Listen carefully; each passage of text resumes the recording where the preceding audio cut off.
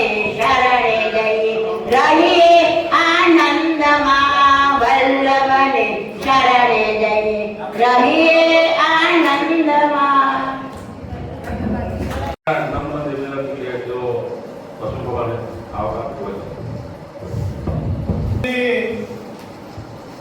પાંચસો 49મી પ્રાગટ્ય દિવસની ઉજવણી આપણે ધામધૂમથી કરી. આજે પણ કઈ તરીકે વાતો કરીશું.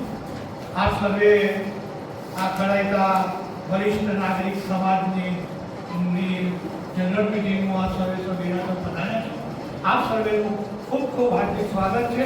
આપને આવકારતા આનંદની લાગણી અનુભવું છું. આગળની કાર્યવાહી જલ્દી થઈ. આભાર પ્રણભાઈ અને સર્વેક્ષકોનો આભાર માનવો નહીં કે એમનો પણ આભાર. સામાન્ય સભા નંબર 9 ખડાતા વરિષ્ઠ નાગરિક સમાજ નડિયાદની માસિક સામાન્ય સભા 9 તારીખ 15/3/24 રવિવારના રોજ સાંજે 5:30 કલાકે કન્યા વ્યાયામ શાળા ખાતે નડિયાદ ખાતે યોજવામાં આવી. જેમાં 80 સભ્યોએ ભાગ લીધો. સભાની શરૂઆત સભ્યો દ્વારા ગવાય જન્માષ્ટકના પાઠથી કરવામાં આવી. પ્રમુખ શ્રી પ્રવીણભાઈ આર ખાએ તેમના આવકાર પ્રવચનમાં તમામ સભ્યોને આવકાર આપ્યો. ગત સભાની મિનિટનું વાંચન મંત્રી શ્રી જતીશભાઈ શાહે કર્યું અને તેને સર્વાનુમતે બહારી આપવામાં આવ્યું. આ માસમાં જેમના જન્મદિન આવે છે તેવા સભ્યોનું બર્થડે કાર્ડ તથા મોમેન્ટો આપી કન્વીનર શ્રી જગદીશભાઈ શાહે કર્યું. તેમજ બર્થડે કાર્ડનું કામ પણ તેમના દ્વારા કરવામાં આવ્યું. ભોજન યજમાન તથા નિયમિત ભોજન યજમાનોનું સન્માન કન્વીનર શ્રી કિરણભાઈ સુતરિયા દ્વારા કરવામાં આવ્યું. ત્યારબાદ ડોક્ટર આલાપ શ્રી રઘુભાઈ બ્રહ્મભટ્ટ, શ્રી રણજીતસિંહ રાઠોડ તથા શ્રી તુષારભાઈ દ્વારા જૂના ફિલ્મી ગીતોનું રંજન લગભગ 1.5 કલાક સુધી બોલાવવામાં આવી, જેને તમામ સભ્યોએ ભરપૂર માણી. સમગ્ર કાર્યક્રમ દરમિયાન સાઉન્ડ સિસ્ટમનું આયોજન શ્રી યતીન્દ્રભાઈ ગુપ્તે દ્વારા કરવામાં આવ્યું. તેમણે પણ એક ગઝલ ગાઈને સભ્યોને ખુશ કરી દીધા. પ્રમુખ શ્રી પ્રવીણભાઈ શાહે તમામ કલાકારોનો આભાર માન્યો. તેમજ દેવશ્રી શશિકાંતભાઈ શાહે, સતીશભાઈ શાહ તથા અરવિંદભાઈ શાહ તેમજ ભરતભાઈ ગાંધીએ તમામ કલાકારોનું ઉપરણા ઉડાડીને સન્માન કર્યું. પ્રત્યેક રૂપે તમામ કલાકારોએ તેમના આમંત્રણ આપવા બદલ તેમજ તેઓનું સન્માન કરવા બદલ સંસ્થાનો આભાર માન્યો. શ્રી ભરતભાઈ ગાંધીએ તેમના આભાર પ્રવચનમાં તમામ સભ્યોનો તમામ કાર્ય માટે તેમજ ગાયક કલાકારોનો વિશેષ આભાર માન્યો. અંતમાં સમૂહમાં રાષ્ટ્રગીતનું ગાન કરી સભા પૂર્ણ થયેલ જાહેર કરવામાં આવી. તો ભોજન લઈને છૂટા પડ્યા. સર્વગતિમાં આપણે પ્રતિજ્ઞા માટેની પોઝિશનમાં આવી જઈએ. શ્રી કોટ્યર્ક દેવની સાક્ષીએ શપથ લઉં છું કે મારા દરેક કાર્યક્રમમાં જ્ઞાતિજનોને પ્રાથમિકતા આપીશ. જ્ઞાતિના મૂળ ધર્મ પ્રામાણિકતા, ધગસ અને પરોપકારિતા જાળવી રાખી સમગ્ર પરિવારને વ્યસનોથી દૂર રાખી જ્ઞાતિની દરેક સંસ્થાઓને અને કાર્યોને મદદરૂપ બનીશ. દેશ પ્રેમની જ્યોત હંમેશા હૃદયથી પ્રજ્વલિત રાખીને સમાજમાં આદર્શ જીવન જીવીશ. જય શ્રી કૃષ્ણ.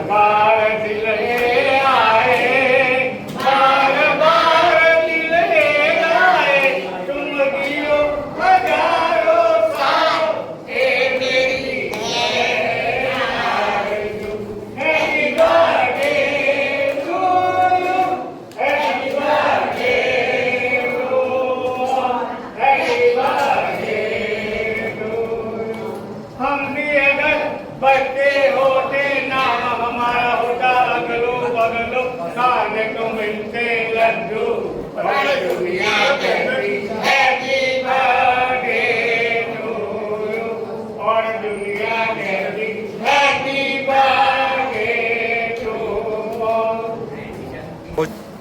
મહેમાન સ્વાતિબેન વી શાહ, કરવાલાલ શાહ,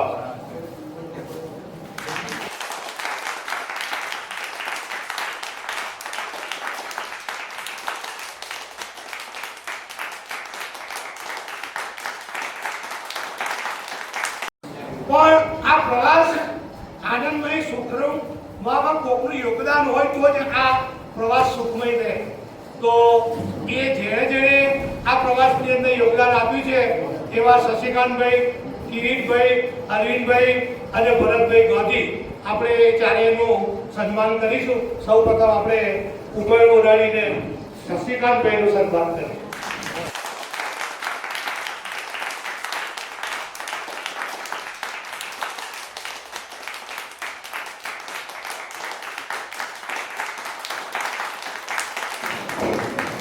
જય શ્રી કૃષ્ણ. પંઢરપુર, લોનાવાલા, પંચગીરી, લખોરા, ઉના, જુનાર બધી જગ્યાએ આપણે 40 સભ્યો ગયા હતા. પણ એની અંદર એટલી બધી આ વખતે મજા આવી ગઈ. ખાવા પીવામાં, ફરવામાં, ગાડીમાં, હોટલોમાં, 3 સ્ટાર હોટલો હતી, એસી રૂમ હતી અને જમવાનું પણ જુદું જુદું મળતું હતું, નાસ્તો પણ જુદું મળતું હતું. આ બધો જ પ્રોગ્રામ એક સરસ રીતે પતી ગયો અને એની અંદર મેં તો ઠીક પણ મારા સહમતી ભરતભાઈ છે, અરવિંદભાઈ છે, ગીતભાઈ છે, બહુ સાથ સહકાર હતો. પ્રવીણભાઈ પ્રમુખનો પણ સાથ સહકાર હતો. બધા પ્રકાર સફળ થયો. એક વ્યક્તિનું કામ નથી, આટલા બધા સાચવવાના, રૂપો સાચવવાનું બધું કરવાનું. પણ ભગવાન શ્રીનાથજી બાવાની ફરી બધો સફળ કાર્યક્રમ થયો. બધાને જય શ્રી કૃષ્ણ. આ સરસ મજાનો પ્રવાસ પૂરો કર્યો.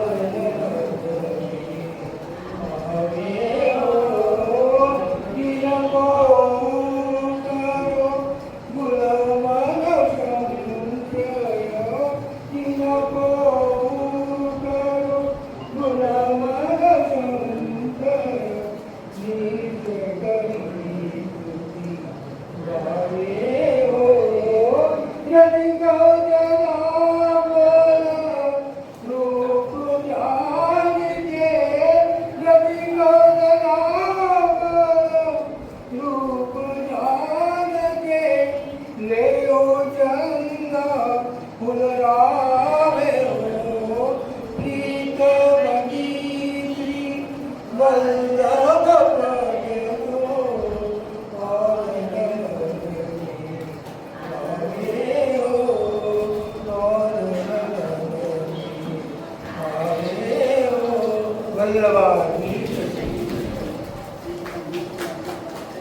પ્રગટો શ્રી વલ્લભની 549મી નું પ્રાગટ્ય દિવસ 13મી તારીખે ગયો. આપણે બધા ધામધૂમથી ઉજવ્યો. આપણી આ ખરેખર વણિક સમાજની આપણી આ જે સિનિયર સિટીઝન ક્લબ છે એની અંદર વલ્લભ વિશેની કેટલીક વાતો તમારી સમક્ષ મારી પાસે જે કંઈ અલ્પ જ્ઞાન છે એ આપની સમક્ષ હું શેર કરવા માંગુ છું. બીજું તો કંઈ નહીં, વલ્લભ તેલંગણ કુટુંબની અંદર, તેલંગણ બ્રાહ્મણ કુળની અંદર જન્મેલા, આંધ્રપ્રદેશની અંદર કાકરખાંડની અંદર 10 વર્ષની ઉંમરે એમણે ભારતનો પ્રવાસ કર્યો. વલ્લભ અને ગિરિરાજ ગોવર્ધનનો વામ હસ્ત એક સાથે એક જ દિવસે એમનું પ્રાગટ્ય થયું. આ બધી વાતો આપણે બહુ જાણીએ છીએ અને આ બધી વાતો આપણને ખબર છે. આજે આપણે કંઈક એવી વાત કરીશું કે એમના વિશે આપણને કંઈક ઓછું જ્ઞાન, મને પણ ઓછું જ્ઞાન છે. એવી કંઈક વાતો, નવી વાત તમારી આગળ લઈને આવ્યો છું. તો વલ્લભના જે ગુણ છે એની ઉપર ગુસાઈજીએ એક સ્તોત્ર રચ્યું. શું નામ છે સ્તોત્રનું? સર્વોત્તમ સ્તોત્ર. સર્વોત્તમ સ્તોત્રની રચના જ્યારે શ્રી વલ્લભ ગોલોકધામમાં ગયા ત્યારે ગુસાઈજીને બરાબર લાગતું જ હતું. અનમના બેસી રહેતા હતા. એટલે એમની માતાએ દામોદરદાસને વાત કરી કે જોને આ ગુસાઈજી કંઈ બોલતા નથી, ચાલતા નથી અને આખો દાડો ઘૂસઘૂસ બેસી રહ્યા છે, એમને કંઈ ચેન નથી પડતો. એટલે દામોદરદાસજી ગુસાઈજીની પાસે ગયા. બેન વાતો ના કરો તો. એટલે ગુસાઈજીની પાસે ગયા. એમણે ગુસાઈજીને પૂછ્યું કે તમે કેમ અનમના છો? તો મહાપ્રભુજીનો વિરહ મને થાય છે. મહાપ્રભુજીનો વિરહ તમને કેમ થાય છે? મહાપ્રભુજી તો અહીં જ છે. તમે બેસો શાંતિથી, એક ચિત્તે એમનું ધ્યાન કરો. જો તમને મહાપ્રભુજી દર્શન આપે જ નથી આપતા, તમને એનો અનુભવ થાય જ નથી થતો. એટલે દામોદરદાસજીની વાત એમણે સાંભળી, એક ચિત્તે એનું ધ્યાન લગાવ્યું અને એવું ધ્યાન લગાવ્યું કે મહાપ્રભુજીની અંદર જેટલા ગુણો હતા, જેટલી એમની વિશેષતાઓ હતી, એ વિશેષતાઓ એમને લીલા રૂપે એક પછી જેમ સિનેમામાં પડદાનો ચિત્ર હટે ને એમ એક પછી એક બધી લીલાઓ અમને દેખાવા લાગી. એ લીલાની અંદર જે ગુણો બતાવ્યા છે એ ગુણો આજે હું તમારી સમક્ષ હું રજૂ કરું છું. સર્વોત્તમ સ્તોત્રની અંદર મહાપ્રભુજીના કેટલા નામ બતાવ્યા છે? કોઈ કહે છે? યસ, 108. તો આજે આપણે અડધા નામો જોઈશું. અડધા નામો ફરી એક વાત જોઈશું. બહુ નાની વસ્તુ છે અહીંયા, એટલે બહુ તો પહેલો આજનો ગુણ બતાવે છે આચાર્ય ચરણ વલ્લભ કે આનંદ સ્વરૂપ છે. આનંદ સ્વરૂપ એટલે ખબર છે? કોઈ કહેશે? કોઈ આનંદ સ્વરૂપ એટલે શું? બ્રહ્મ સ્વરૂપ છે, એ ઈશ્વર છે, પૂર્ણ પુરુષોત્તમ છે. પરમાનંદ એ પરમાનંદ સ્વરૂપ છે. સ્વામીજી પણ એમની અંદર, એમના હૃદયની અંદર બિરાજે છે. શ્રી કૃષ્ણાસ્યમ તો છે કૃષ્ણના મુખારવિંદ રૂપ છે મહાપ્રભુજી. કૃપાનિધિ, કૃપાના સાગર છે, કૃપાનું સ્વરૂપ છે. કેટલી બધી કૃપા દૈવી જીવો ઉપર, અધમ જીવો ઉપર એમણે અથાગ કૃપા કરી છે. દૈવોદ્ધાર પ્રયત્નાત્મા, દૈવી જીવોના ઉદ્ધાર માટે આજીવન જ્યાં સુધી જીવ્યા, જ્યાં સુધી આ ધરા ઉપર રહ્યા, ત્યાં સુધી અમે પ્રયત્નો કર્યા દૈવી જીવોના ઉદ્ધાર માટે. સ્મૃતિ માત્ર વિનાશન, જેમની સ્મૃતિથી, જેમના સ્મરણ માત્રથી આદિ વ્યાધિ ઉપાધિનો નાશ થાય છે એવા વલ્લભાચાર્ય છે. ખાલી સ્મરણ કરવાથી कि भागवत गुणार्थ प्रकाशन.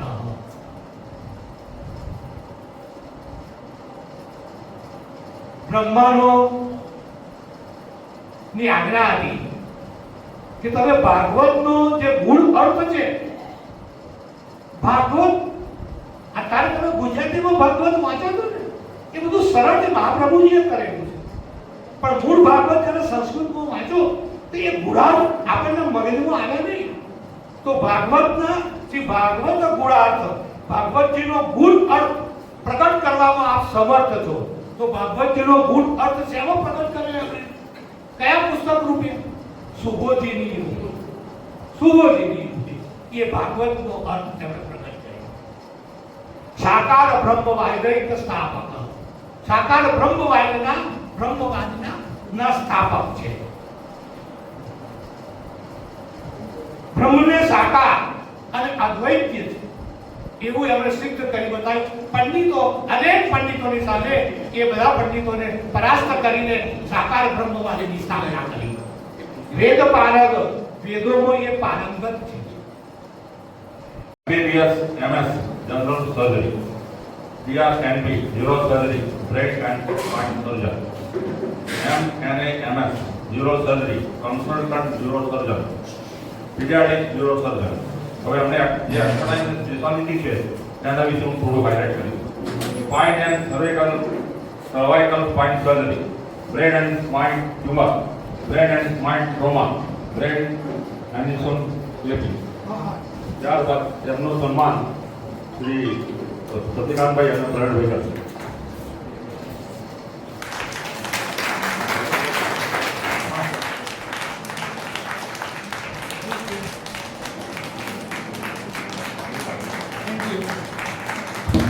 અનુભવ ડોક્ટર દિયાનભાઈ પટેલ, એમનો પરિચય આપવાનો જઈ રહ્યો છું. Consultant neurologist, MBBS MD general medicine, DM neurology.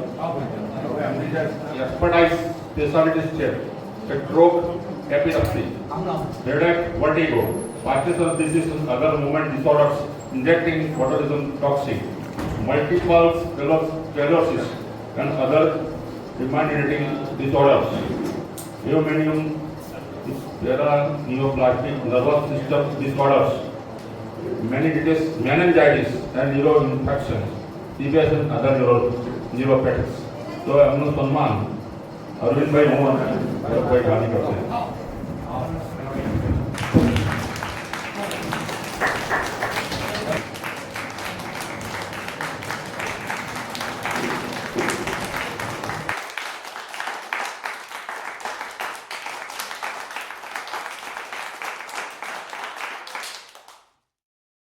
સ્ટ્રોકની Charotar માટે બધા અભિયાન આપણે ચલાવી રહ્યા છીએ. સ્ટ્રોકની ચરોતર એ અભિયાન છે એ કોઈ ઝાયડસ હોસ્પિટલનો પ્રચાર નથી. આ અભિયાન છે લોકોને જાગૃત કરવા માટે કે સ્ટ્રોકના ચિહ્ન કયા કયા હોય.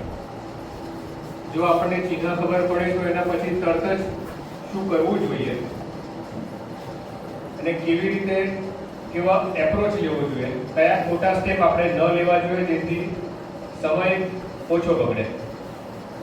સ્ટ્રોક એ કટોકટી કહેવાય, સમયની કટોકટી, કારણ કે બહુ તરત જ એના રિઝલ્ટ આપણને ફરક જોવા મળતો હોય છે.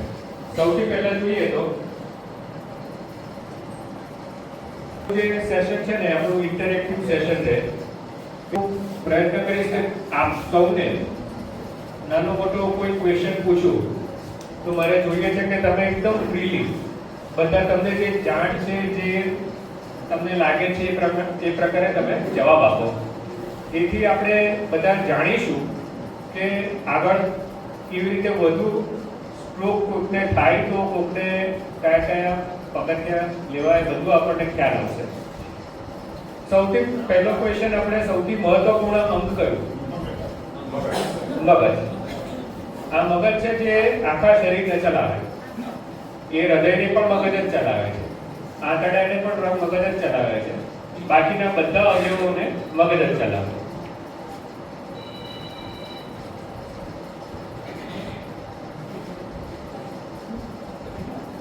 બીજો ક્વેશ્ચન, મગજ કયા કયા કામ કરે? મગજ કયા કયા કામ કરે? આખા શરીરનું તંત્ર ચલાવે. શરીરનું સંચાલન એટલે આપણને ચાલવાનું સેન્સેશન, કોઈ વસ્તુને ટચ કરીએ તો ખબર પડે કે આ ટચ થયું, કોઈ વસ્તુને આપણે ટચ કરવા માટે યાદ, બરાબર? પછી જોવાની ક્રિયા. ચોથું સચેત કરે. સચેત કરે. પાંચમું સ્પોર્ટ્સ એક્ટિવિટી, ચાલવાનું, દોડવાનું, બધું જે કરાવે. આપણી સ્મેલ છે, મોઢાનો ટેસ્ટ છે, કાનથી સાંભળવાનું, આ બધાનું કામ કોણ કરે? મગજ. બોડીનો ટોટલ કંટ્રોલ અહીંયાથી બોલવાથી માંડી, સાંભળવાથી માંડી અને ચાલવાથી માંડી દરેક પ્રકારના કંટ્રોલ આ મગજ. સ્ટ્રોક શું છે? કોને ખબર છે સ્ટ્રોક શું છે? ખાલી સ્ટ્રોક શું છે? સ્ટ્રોક નો મતલબ શું?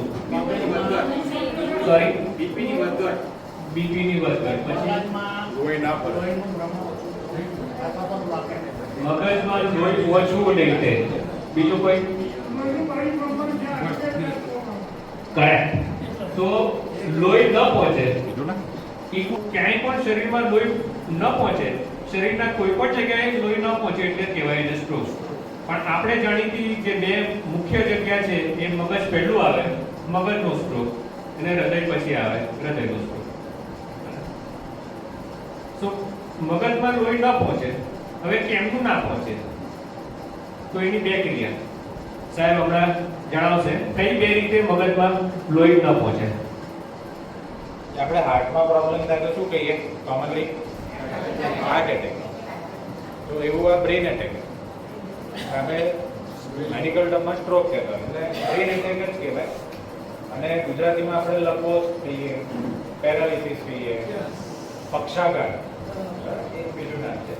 હવે જેમ સાહેબે કીધું બે કારણો હોય, જેમ મેં ભાઈએ કહ્યું ને કે પરિભ્રમણ કીધું. પરિભ્રમણ એટલે કોના? બે કારણ. વિચારો કે ઘરમાં પાણી જતું રહ્યું તો બે કારણ હોઈ શકે. કાં તો પાણીની પાઇપમાં કચરો ભરાઈ ગયો હોય, કાં તો પાણીની પાઇપ ફાટી ગઈ. સેમ વસ્તુ હોય છે.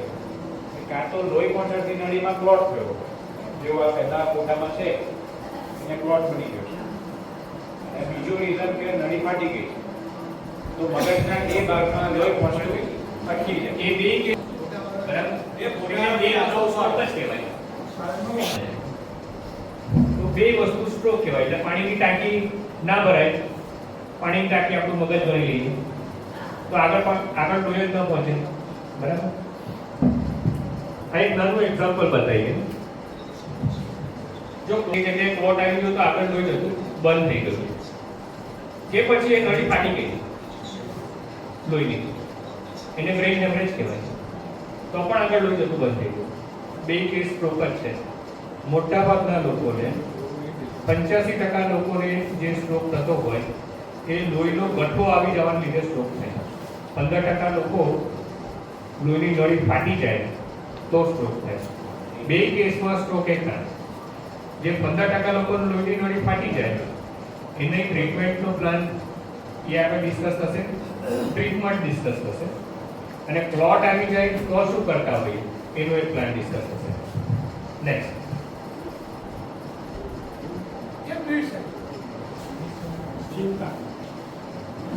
ચિંતા. બીજું બીપી કંટ્રોલ ના હોય. Correct. Diabetes, cholesterol, my God, બધાને બધું ખબર જ છે. બ્લડ પ્રેશર, ડાયાબિટીસ, કોલેસ્ટેરોલ, ચિંતા, આ મુખ્ય પરિબળ છે.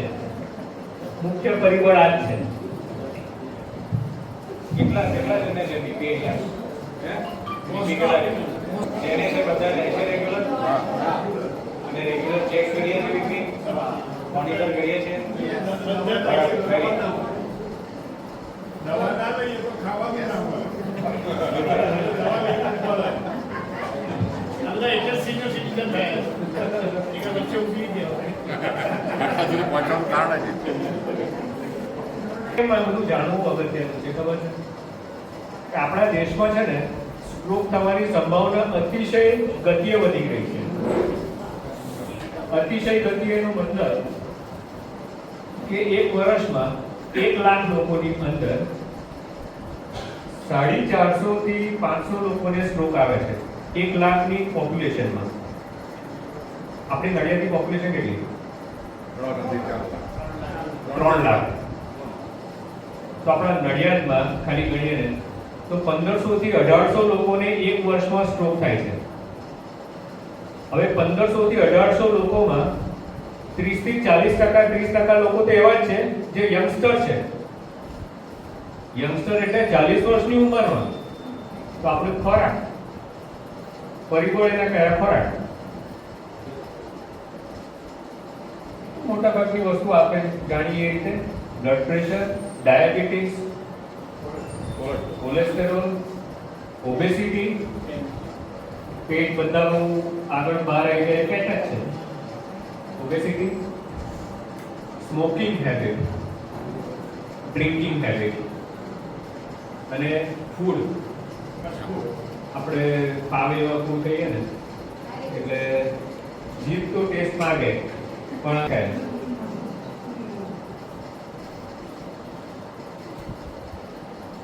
આ ઉપરાંત છે બીજું એક કારણ છે કે કોઈને હૃદયની તકલીફ હોય, કોઈને હૃદયના ધબકારાની બીક હોય તો એના લીધે ક્લોટ થાય હૃદયમાં અને મગજમાં જઈ શકે. હૃદયની તકલીફ હોય કોઈને તો ધબકારાની બીક હોય ત્યારે ક્લોટ થઈ શકે મગજમાં.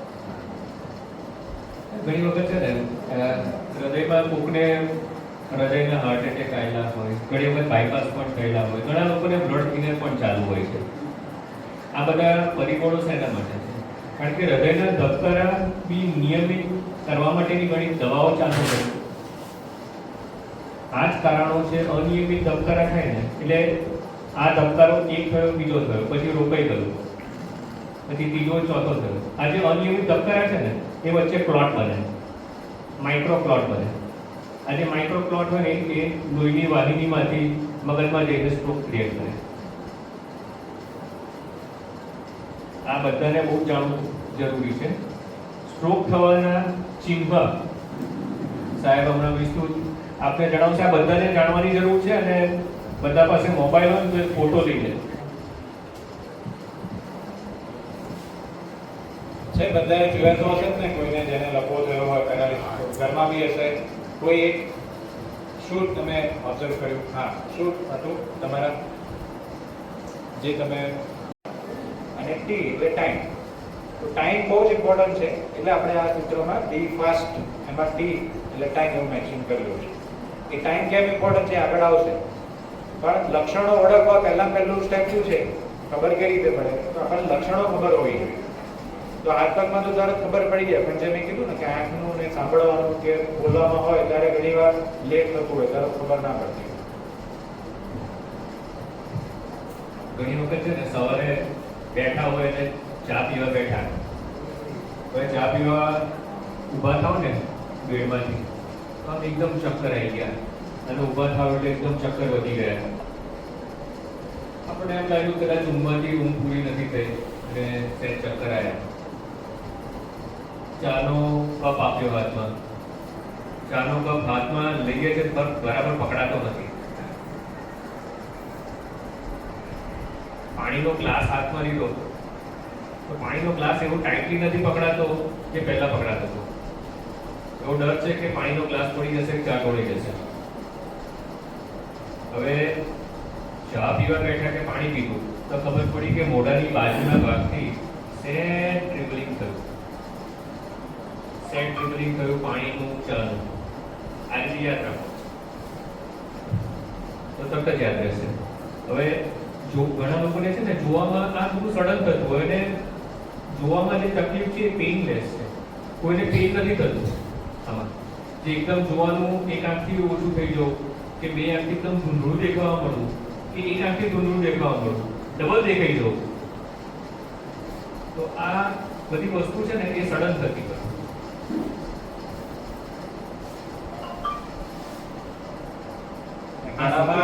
ઘણામાં એવું પણ થઈ શકે કે અચાનક ભૂલી જાય, બીજું કઈ હાથ પગમાં દેખાય નહીં, મોઢા પર બી ના દેખાય, તો અચાનક ભૂલવા માંડે, અચાનક. બરાબર? એટલે જે આપણે બ્રેનના કામ તમે જ કહ્યા ને બધા, એ કામમાંથી કઈ પણ વસ્તુ અચાનક થાય તો સ્ટ્રોક આવ્યો વિચારવા. હાથ પગ કામ કરતો પણ બેરાશ લાગે કે અડે જે ખબર નહીં પડતી, છૂટું પડી ગયું, સંવેદનાનો સ્ટ્રોક કહેવાય. સ્ટ્રોક રેડી હોસ્પિટલ એ હોસ્પિટલ છે કે જે હોસ્પિટલમાં તમે પહોંચો તો તરત જ એ સ્ટ્રોક આઈડેન્ટિફાઈ થાય એ માટેની સુવિધા હોય, એટલે એ માટે ટ્રેન ડોક્ટર હોય. સેકન્ડ ફેઝ એ જગ્યાએ એવા ડોક્ટર પણ હોય જેમને ન્યુરોલોજિસ્ટ અને ન્યુરોસર્જન કહેવાય, કે જે મગજના સ્ટ્રોક હોય એના સચોટ નિદાન અને એ પછી સચોટ એની સારવારના ડિસિઝન, ફાસ્ટ ડિસિઝન લેવાય. એ જગ્યાએ એ પણ સુવિધા હોય એક જ હોસ્પિટલમાં કે જે જગ્યાએ સીટી સ્કેન અને એમઆરઆઈની સુવિધા ઇન હાઉસ અવેલેબલ હોય. કારણ કે સમય બહુ જ ઇમ્પોર્ટન્ટ છે. સમય કેમ ઇમ્પોર્ટન્ટ છે એ વસ્તુ હજુ આપણે આગળ આવે છે. તો સમય એ બહુ ઇમ્પોર્ટન્ટ છે, એટલા માટે આ સ્ટ્રોક રેડી હોસ્પિટલ બનેલી હોય. સ્ટ્રોક રેડી હોસ્પિટલમાં આ બધી વસ્તુ 24 કલાક ચાલુ હોય, 24 કલાક 365 ડેઝ અને 7 ડેઝ અ વીક.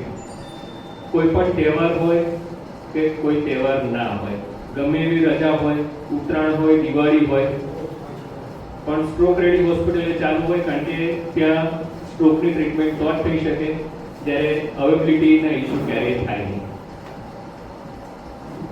તો સીટી સ્કેનની અવેબિલિટી, સીટી સ્કેન, એમઆરઆઈની અવેબિલિટી, સચોટ ડાયગ્નોસિસ, તરત જ ડાયગ્નોસિસ થવું.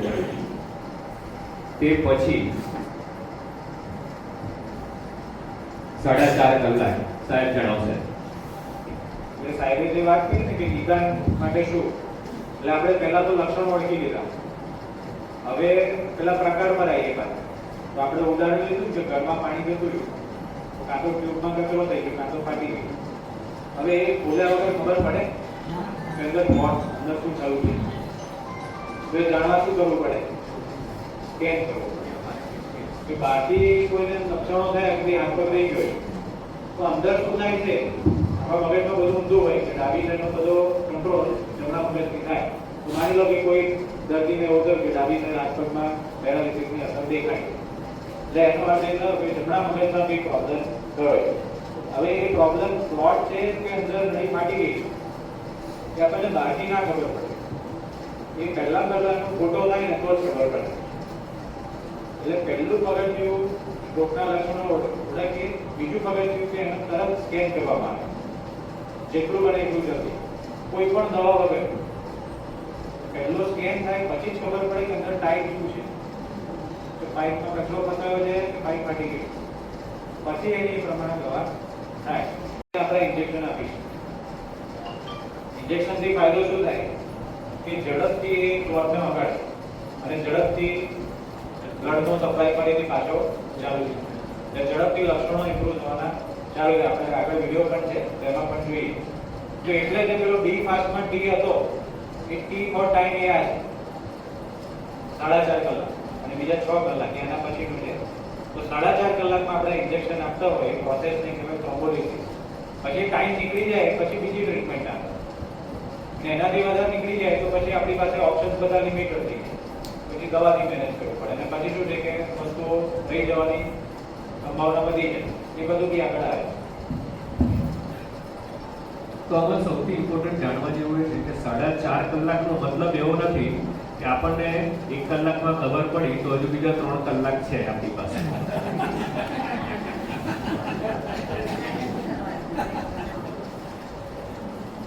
કારણ કે દરેક મિનિટે મગજના જે કોષ નાશ પામે એ રિકવર પાછા ના થાય, કેટલા પામે ને એ હું આગળ બતાવું. એના પછી આ સાહેબે કીધું એ રીતે ટ્રીટમેન્ટ ઓપ્શન, 3 ટ્રીટમેન્ટ ઓપ્શન 4.5 કલાકમાં આવી જાય. મગજની નાની ધમનીની અંદર નાનો પ્લોટ છે, 4.5 કલાકની પહેલા છે. ઘણા એક્સટેન્ડેડ પીરિયડ 5 કલાકમાં પણ કોઈનું નસીબ હોય તો સારા થતા જ હોય છે. તો પહેલા ઇન્જેક્શન જે ફર્સ્ટ ઓપ્શન છે એ ફર્સ્ટ ઓપ્શન ઇન્જેક્શન આપવાનું. જો એ ક્લોટ કોઈ મોટી ધમનીને બંધ કરે છે, મગજની કોઈ મોટી ધમનીને બંધ કરે છે કે પછી એ આઉટ ઓફ વિન્ડો પીરિયડ એટલે 4.5-5 કલાક પછી આવે છે, તો જે પ્રોસિજર કહેવાય એને કહેવાય મિકેનિકલ થ્રોમ્બેક્ટોમી. એટલે ક્લોટ જે જગ્યાએ જઈ અને પછી આપણે પ્રોસિજર કરીને કાઢતા હોય. અને થર્ડ ઓપ્શન કે ક્યારેક નળી ફાટી જાય તો ઓપરેશન કરી અને ખોલી અને નળીને બંધ કરવી પડે. અને આપણે એવું પણ કરીએ છીએ કે એ જગ્યાએ પગમાંથી જઈ અને એને સીલ કરવા માટે એ જગ્યાએ પહોંચી અને સીલ કરતા. હું તમને આગળ એક્ઝામ્પલ બતાવું પડે. ડાબી બાજુ હાથ પગ કામ નથી કરતો, જમણી બાજુ હાથ પગ ઉપર નીચે કરે. મોડું જોયું ત્યારે મોડું માથું દર્દ હતું જમણી બાજુ, એટલે એનો અર્થ શું છે કે ડાબી બાજુ પ્રોબ્લેમ છે. પછી બોલવામાં બી પ્રોબ્લેમ જો આંખો જોશે એક જ બાજુ જુએ. આ છે વિડીયો એ આપણે એમને ઇન્જેક્શન આપ્યું, એ ટાઈમસર પહોંચી ગયા હતા. આ વ્યક્તિ 35 વર્ષના હતા, ટાઈમસર પહોંચી ગયા હતા. આપણે એમને ઇન્જેક્શન આપ્યું, ઇન્જેક્શન આપીને અડધો કલાકમાં એમનું હાથ પગની મુવમેન્ટ 90% દિવસ વધારે પાછા આવી ગઈ. ત્રીજા દિવસે હતા. એટલે ટાઈમનો ઇમ્પોર્ટન્સ. આપણે વહેલા પહોંચીએ વહેલા આપણને ટાઈમ ઇઝ બ્રેઇન. નેક્સ્ટ કે પહેલા થાય એના માટે પણ મોડી સારવાર થઈ તો એના પરિબળો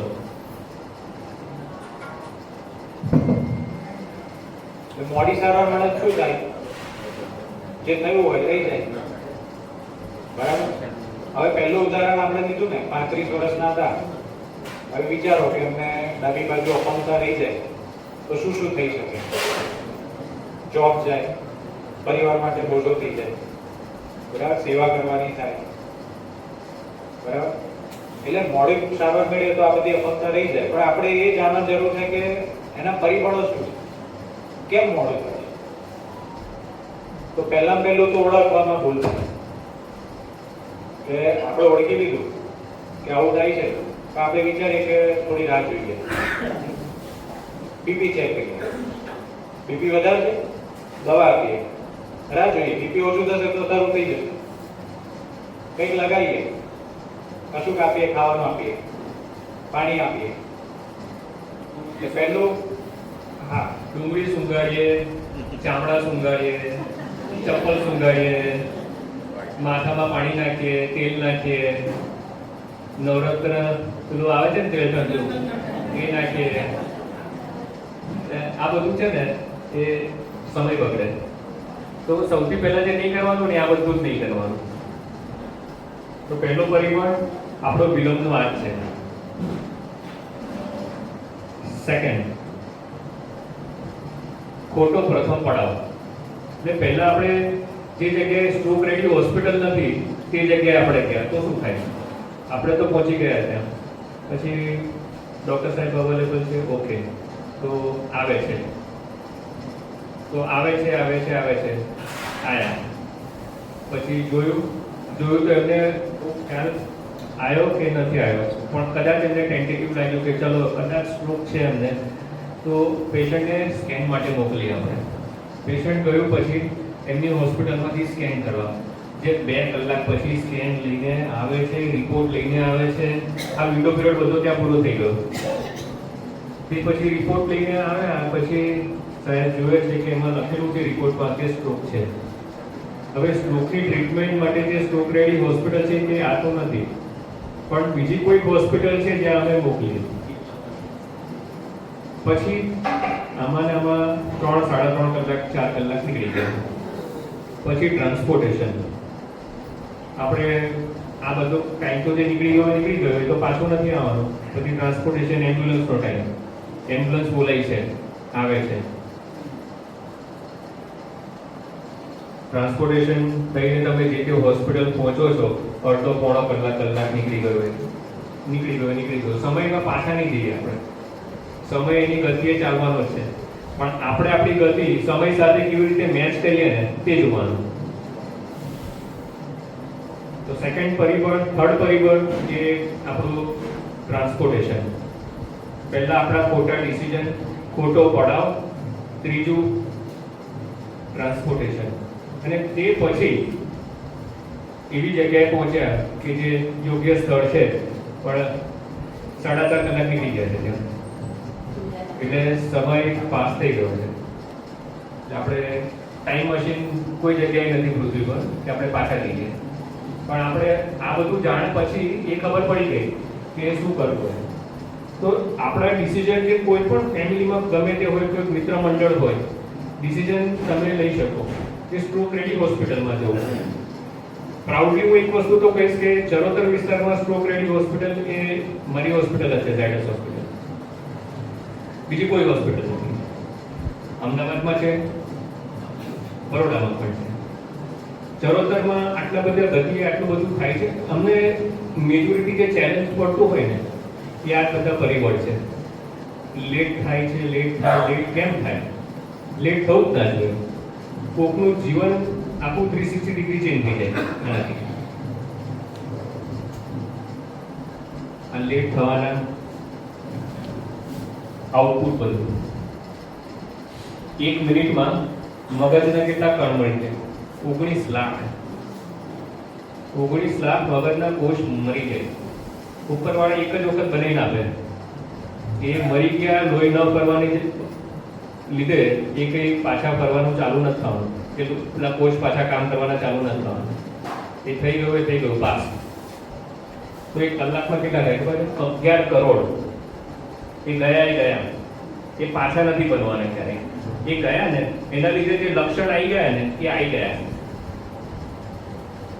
તો આપણે સમયને ચેઝ એટલા માટે કરીએ છીએ. સમય આપણે જો સમયસર બધી ગતિએ કામ કરીએ ને તો આ પરિબળો ઓછા થઈ જાય. ઘણા બધા લોકો છે જે સમયસર પહોંચી જ જાય છે. પહોંચે, એને આઈડેન્ટિફાઈ થાય, ફાસ્ટ એની એક્શન થાય, કોઈ સમય વેસ્ટ થાય નહીં. તમે આવો ને તે માળીને સમય નોંધ થાય, તે માળીને ડૉક્ટરને જે ઇન્સ્ટ્રક્શન છે એની સાથે સીટી સ્કેનમાં કેટલો ટાઈમ લાગ્યો બધું જ નોંધ થાય.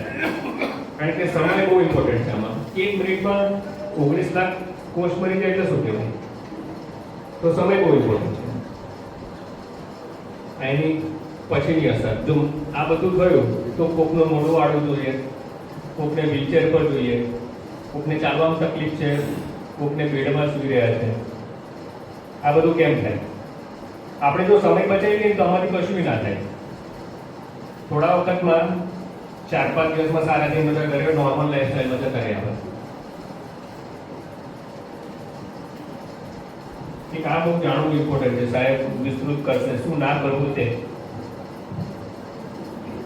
એટલે આપણે જે વાત કરી ને આગળ, કે પહેલા તો લક્ષણ ઓળખવાના છે અને શું ના કરવું.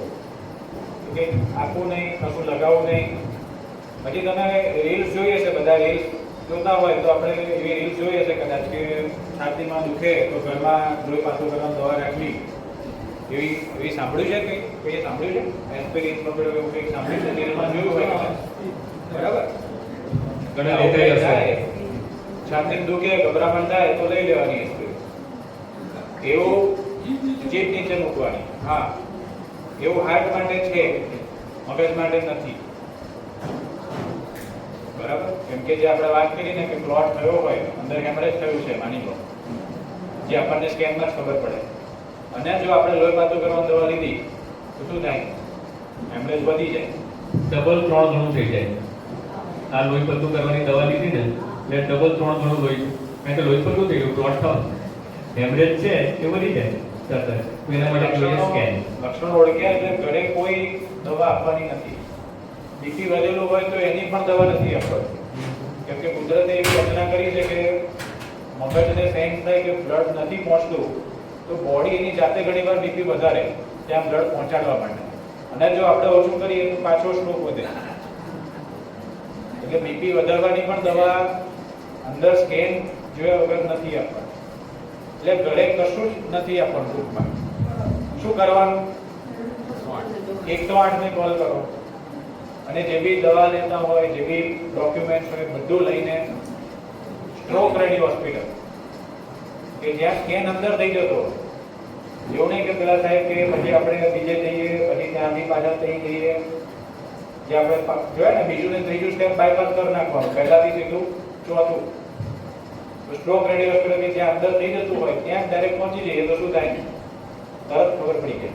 જે આપણે ઉદાહરણ જોયા બધા એમાં આપણે સીટી સ્કેન એમઆરઆઈ શું અંદર જ હોય તો શું થાય? એ બધું જે બહાર 2 કલાકમાં થતું હોય એ આપણે ત્યાં 15-20 મિનિટમાં થઈ જાય, અડધો કલાકમાં થઈ જાય. આ 10 પરિબળ છે. 19માં મારી વાઈફ ઓસ્ટ્રેલિયા ગઈ, પછી મારો સન જે દિવસે શનિવાર આ થયું તો મારો સન હતો મેલબોર્ન અને કંપનીના કામ માટે. એટલે રાત્રે મારા વાઈફને અશક્તિ લાગતી હતી. પછી સવારે એને મને રેગ્યુલર ફોન કરે, એમ સ્કૂલે જવાનો મને ફોન કર્યો, પણ મને કહ્યું નહીં કે મને બોડીમાં ડાયાબિટીસ ઘટ્યો છે કે બીપી વધ્યું છે, કારણ કે એકલી જ હતી, સન મેલબોર્ન હતો. પછી એ આખી રાત ગઈ, પછી શનિવાર બીજે દિવસ એટલે રાત્રે 1:30-2 વાગે મારા સન આવી ગયો. પછી સવારે 10:30 વાગે મારા સને બૂમવાની મમ્મી ચા થઈ ગઈ, ટેબલ ઉપર આવી ગઈ. એ બેકયાર્ડમાં બેઠેને એનાથી ઊભું થવાયું નહીં. એટલે એને કહ્યું મારાથી ઊભું નથી થવા. એટલે મારા સને ઉચકીને એને અંદર લાવ્યો. હવે 34 વર્ષની ઉંમર એટલે એને આવા લક્ષણો ખબર નહીં. એ તમે આજે કહ્યું એટલે મને કહ્યું કે એને સ્ટ્રોકના લક્ષણો ખબર નહીં. એટલે પછી ત્યાં જનરલ પ્રેક્ટિશનર જીપી કે ત્યાં લઈ ગયા.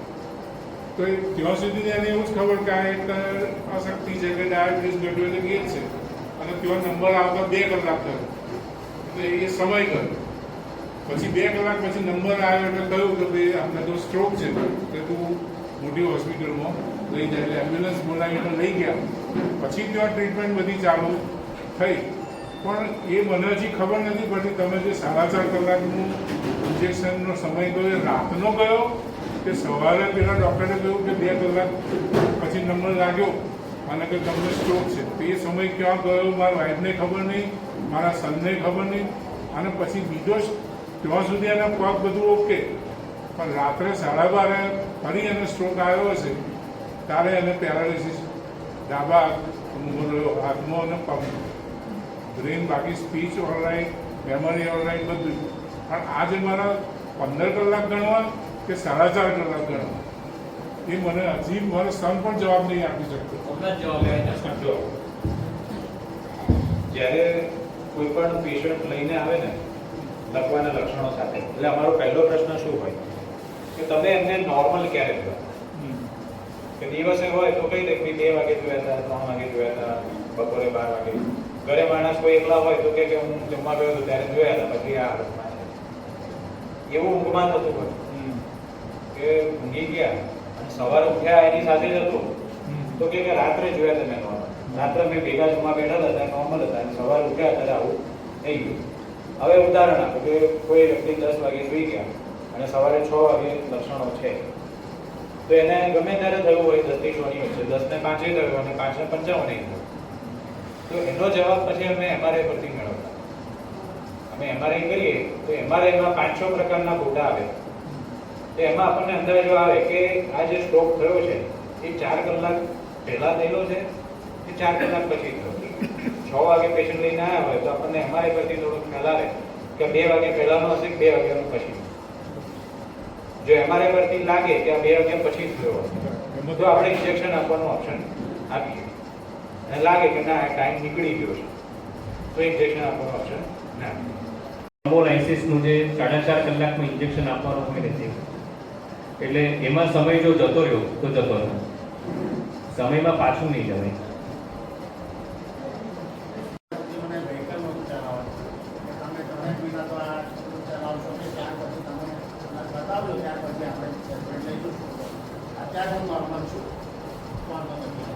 અહીંયા એક જાણવા જેવી વસ્તુ છે, એમડી ફિઝિશિયન અને ડીએમ ન્યુરોલોજિસ્ટ એ બેની વચ્ચે શું કરે? તો ડીએમ ન્યુરોલોજિસ્ટ હોય ને એમને એ પણ ખબર હોય કે કઈ ધમનીમાંથી એ સ્ટ્રોક બેઠો હતો અને એ ધમનીમાંથી પાછો સ્ટ્રોક આવવાના ચાન્સીસ કેવા છે, પરિવાર ભવિષ્યમાં એના પ્રિકોશન માટે આપણે શું આગળના સ્ટેપ લેવા, એટલા માટે તો ન્યુરોલોજીસ્ટ થતા હોય. એક એડવાઇસ મારી હશે, એક ન્યુરોલોજીસ્ટને તમારે કન્સલ્ટ કરવો જોઈએ. અને ચરોતર વિસ્તારમાં ગ્રેટ ન્યુરોલોજીસ્ટ એક અને અમારી પાસે જ છે, બીજું કોઈ જ નથી. અને પ્રિયંક પટેલ સાહેબ એ ગ્રેટ જ છે. સાહેબ જાતે નડિયાદમાં આવે છે, તમારી જાણ માટે પણ સાહેબ નડિયાદમાં જાતે આવે છે. દરેક શુક્રવારે એમનું એ નડિયાદમાં ઓપડી હોય છે, ઘણા બધા પેશન્ટ હોય છે. પણ એક વખત એમને કન્સલ્ટ કરવાથી છે ને એમને પહેલાના પ્રિકોશન તમારા કયા લેવાય તો ભવિષ્યમાં તમને મેજર પ્રોબ્લેમ એ સાથે ના ઊભો થાય ને એ માટે સાહેબ ચોક્કસ વ્યવસ્થા રહે છે. એટલે તમે જે કહ્યું કે જમણી આંખનું વિઝન, જમણી એટલે મગજમાં ડાબી બાજુ હોય, આંખનું જે વિઝનનું જે ઉદ્ગમ સ્થાન હોય મગજમાં પાછળ બાજુ હોય. તો તમારું જેબી સ્કેન હશે એમાં એવું હશે લખેલું કે લેફ્ટ ઓક્સિપિટલ લૂપમાં લોહી નથી પહોંચતું. હવે એ જરૂરી કેમ છે કે આપણે જે ઇન્જેક્શનની વાત કરીએ એવું નથી કે બધા પેશન્ટને આપણે આપતા લખવો નાનો છે મોટો છે એ પ્રમાણે નક્કી કરતા.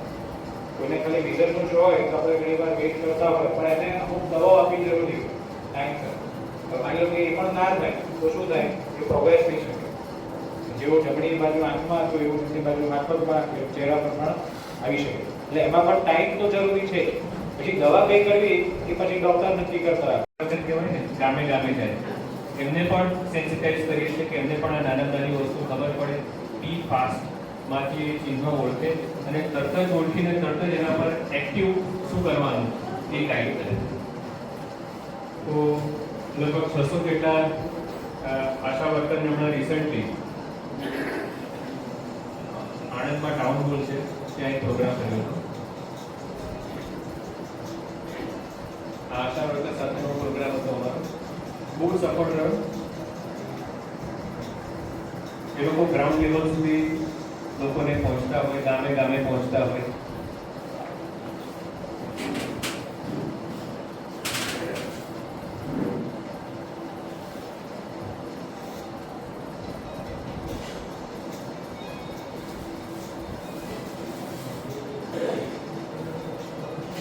એક બીજો પ્રોગ્રામ પણ કર્યો એ પછી એ અલગ અલગ ડૉક્ટરને જનરલ પ્રેક્ટિશનર, કારણ કે ઘણા જનરલ પ્રેક્ટિશનર હોય ને એમને આ વસ્તુ નથી ખબર હોતી અને એમાં કોઈને વાંક નહીં હોતો બહુ, પણ વાંક તો અમારો જ, કારણ કે એમને સેન્સિટાઇઝ કરવાની જવાબદારી તો અમારી કહેવાય. તો એમને પણ સેન્સિટાઇઝ કર્યા અને આ ઓન ગોઈંગ છે. અમે કન્ટિન્યુઅસ આ કરી રહ્યા છીએ.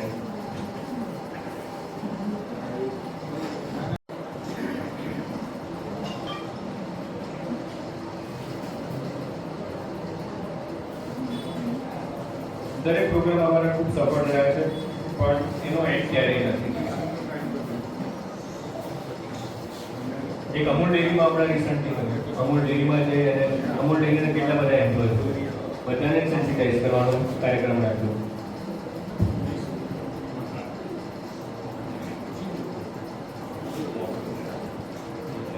અમૂલ ડેરીમાં બહુ સારો પ્રોગ્રામ કર્યો. અમૂલ ડેરીમાં એના પછી બીજો પ્રોગ્રામ પણ હમણાં કરી નાખ્યો. અહીંયા અમે સિનિયર સિટીઝન ક્લબમાં આવ્યા છો, સિનિયર ક્લબ આ ફંક્શન છે. અહીંયા 65 યર્સ પછી એવો સ્ટ્રોક ના આવે એના માટે શું પ્રિકોશન્સ લેવા છે? વાત કરીએ. પહેલું બીપીની દવા રેગ્યુલર લઈએ, બીપી રેગ્યુલર ચેક પણ કરીએ. ઘણા શું છે રેગ્યુલર દવા લે પણ ચેક ના કરાવે. એટલે રેગ્યુલર ચેક એટલે શું, અઠવાડિયામાં 15 દિવસે એકાદ વાર ચેક કરીને જોઈ લેવાનું કે એવરેજ રીડિંગ કેવું આવે છે. બીજું ડાયાબિટીસમાં પણ એવું ઘણા દવા લેતા હોય પણ ચેક ના કરાવે.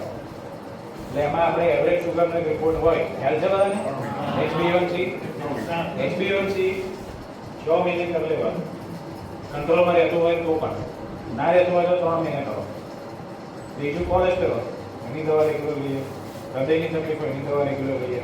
બીજું લાઈફસ્ટાઈલ. હવે લાઈફસ્ટાઈલ તમારી બધાની હું આશા રાખું કે હેલ્ધી જ હશે, બરાબર કે સમતોલ આહાર, નિયમિત વ્યાયામ, સ્ટ્રેસ ઓછું રાખવું, બરાબર.